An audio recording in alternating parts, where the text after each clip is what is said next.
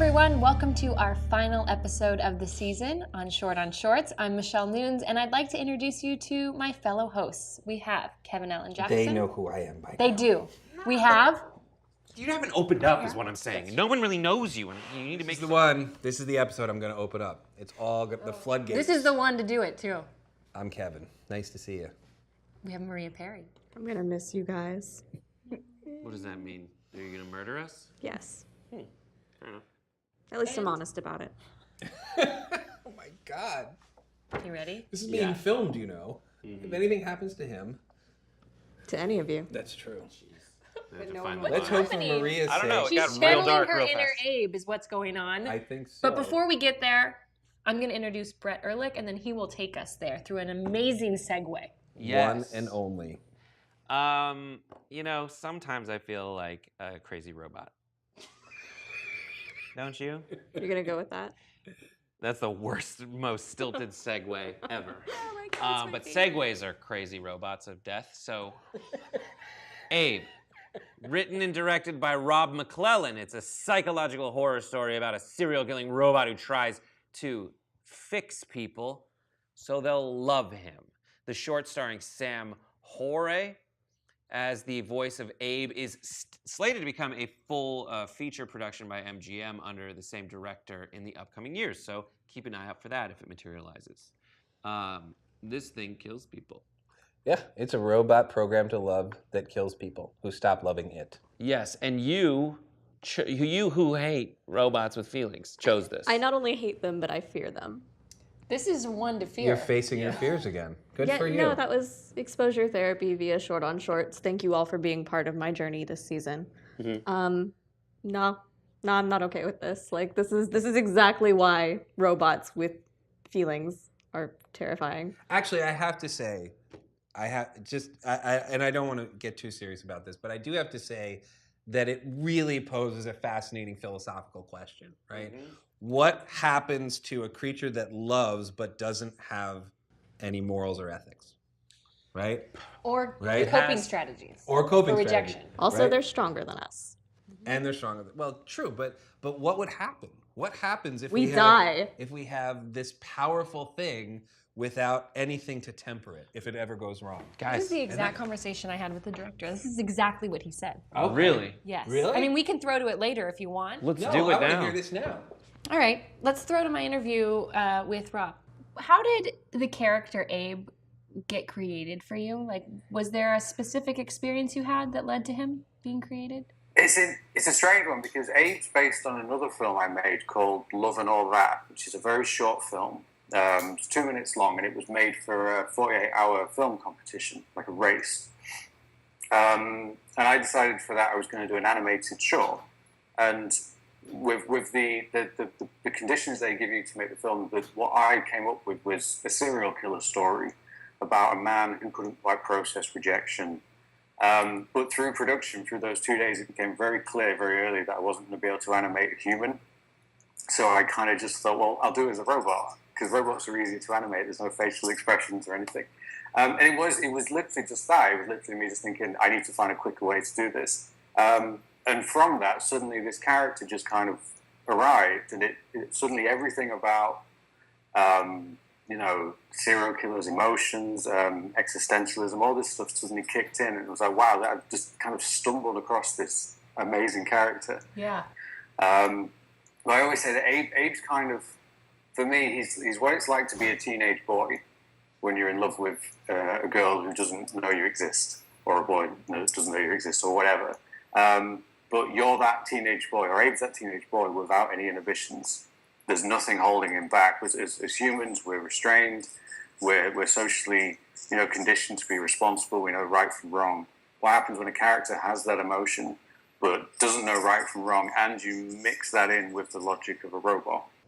Wow. So I don't want to take this in too weird of a direction, but how appropriate that we're having this conversation at the same time our nation is dealing with Donald Trump. Politics. Yes. Who's Donald Trump? Donald Trump is an orange-haired orangutan who has taken over our airways. How does it fit in with Because get he this to connect for he me. is a man-child who Right. cannot control himself. He Oh has my no goodness. filter. He is Abe. He's Abe. He is Abe. He wants people to love them, and when they don't, he kills them. This Fair is enough. Donald Trump. I get that. Metaphorically, yeah. Metaphorically, Trying to yes. silence them, suing them. I just don't understand in what way he's trying to fix them. Like, you would understand. Who? Are we talking about Abe or Donald No, Trump? forget Donald Trump. Okay, We all we're understand back. what's happening there. I think you Yeah. solved that. Yeah. In this movie, I feel like if it's a robot, it would be most compelling if he's actually trying to get into the hard wiring of the person to fix them. That I is- think that's But what how he's doing. the hell geez, I need to sit him down and be like, maybe if you reason with someone and talk to them, Right. you'd have better luck. But he doesn't. He just doesn't. He's Maybe he flawed doesn't- and limited the same way that we are. I mean, he's only coded for so much.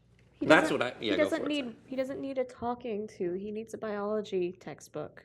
Right. Yeah, that'd help. Maybe. That's I think this goes in, if I were to kind of extrapolate a theme that I could identify with, it's like when you're in a relationship with someone who doesn't love you back, a lot of us try to change them. Right. Right. We look Yeah. at what's wrong with us and it gets very frustrating and we wish we could just be like, love me.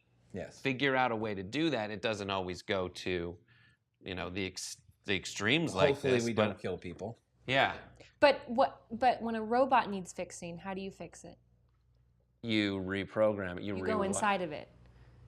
When we want to fix our relationship, we might try and change the person's mind or change their heart. But Right. does a robot understand that? Because a robot doesn't even have a heart. Yeah. How dare you? I get it. I thought that was good. I also like the idea that this person there's a victim who has to act by just sitting there going like this for like 8 minutes. Yeah. I liked that she was calm at one point because Yeah. that is what would happen. Yeah. Like when he first starts talking to her, and she's like, "Oh, it's a robot." Mm-hmm. Right. She kind of calms down, and then she realizes what's going to happen. It is also challenging to sustain as long as this film was something that doesn't have emotion, that is just, you need to use cinematography tricks and lighting tricks and framing tricks to kind of sustain a robot without a mouth talking for a while. And I Right. think it did a really good job of that. I think so too. Yeah. I think that it's an interesting. Is it fair to call this sci-fi? Oh yeah. Yes. It's an interesting. Well, you always 100%. correct me, so I'm You think now I'm so everything- unsure. You think everything fantasy is sci-fi? If it's got robots Okay. and science, then it's probably sci-fi. Thank maybe. you. So this is a very well-made sci-fi horror short. I think anybody who enjoys that genre will enjoy this, and it really does raise some very interesting philosophical questions. I'm excited for them expanding it because I want to find out how the robot from one kill to another or one Right. attempted fixing to another learns, because that's Sure. in AI, that's like the thing about it. Yeah. What's the thing that's going to make him turn the corner and stop killing people? I'm very interested to see that. Or maybe they don't. He doesn't stop. I give this 4 shorts. I was into it. Yeah.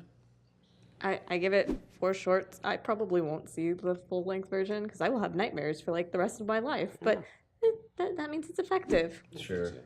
I give it 4.5 shorts. I thought it was good. Yeah. I liked it. I loved it. I can't wait to see the feature length. I gave it 5 shorts. Wow. Cool. Look at that. So that's 13. That's 17.5. So I guess that means 4.375 shorts. Great work. And that's it for this season on Short on Shorts. Thank you for being with us. Yeah. I had a really good time. I was really fun. did too. We are so happy that we have our 2 new hosts. Thanks, Aw.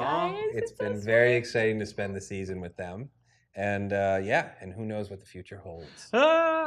Hopefully our still beating heart in its hand.